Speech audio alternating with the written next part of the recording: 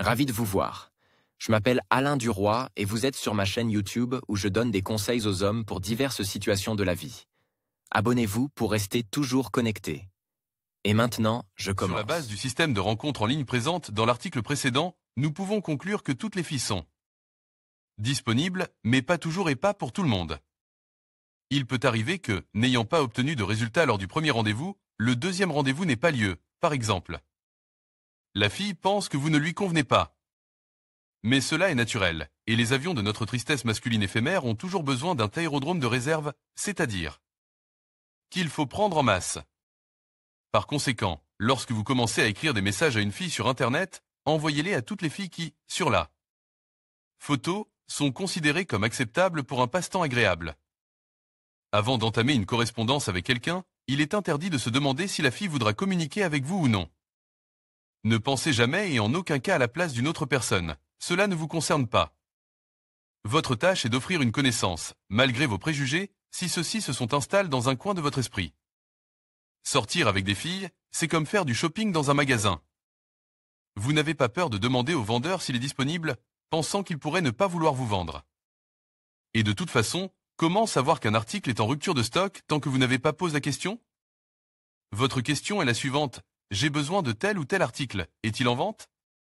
Si ce n'est pas le cas, vous vous rendez dans un autre magasin et ne vous en faites pas, car vous trouverez forcément l'article dont vous avez besoin dans un autre magasin.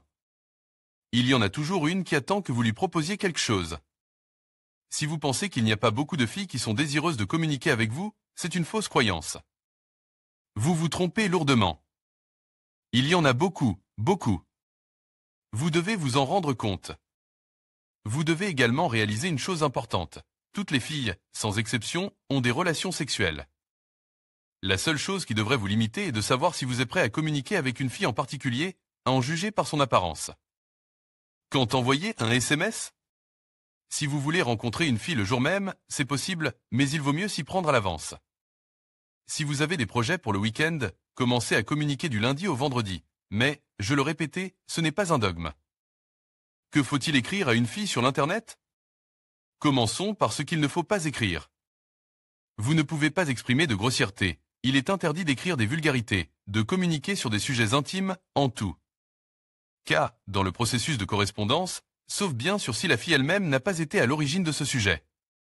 Au moment opportun, la fille fera un pas en avant en acceptant votre proposition, mais si celle-ci est directement liée à diverses sortes d'obscénités, alors tout sera vain. Pourquoi perdre votre temps? Vous pouvez commencer par des expressions intelligentes, comme « Bonjour, avez-vous un fil conducteur pour commencer notre conversation ici même ?»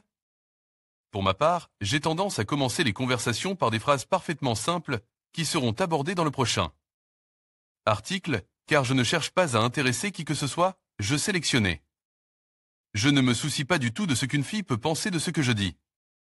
Je copie le message d'accueil et le colle dans des formulaires de correspondance destinés à un grand nombre de filles. Si vous correspondez déjà avec certaines filles, mais que vous continuez à chercher la suivante, lorsque vous travaillez avec le copier. Coller, faites attention à ne pas demander 2 fois comment vous allez, ce que fait la fille, etc.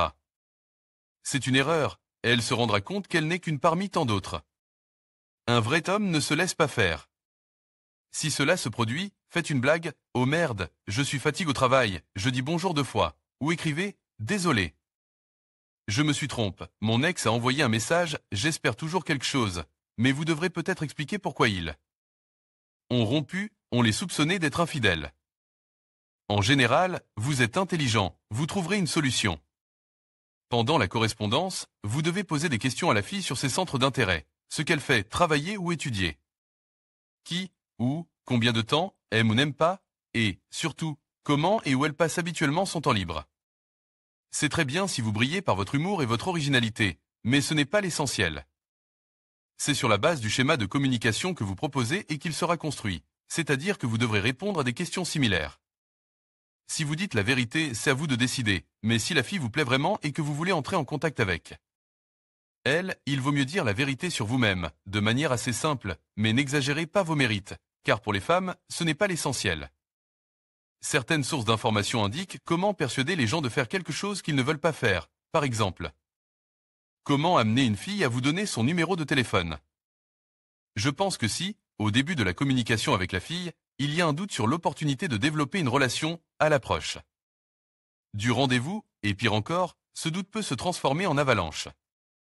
Il est beaucoup plus facile de sélectionner les filles que de les forcer. Vous aurez alors plus de facilité avec elles. En d'autres termes, la fille elle-même doit exprimer son consentement à votre offre de partager votre numéro de téléphone et accepter de se rencontrer sans influence extérieure.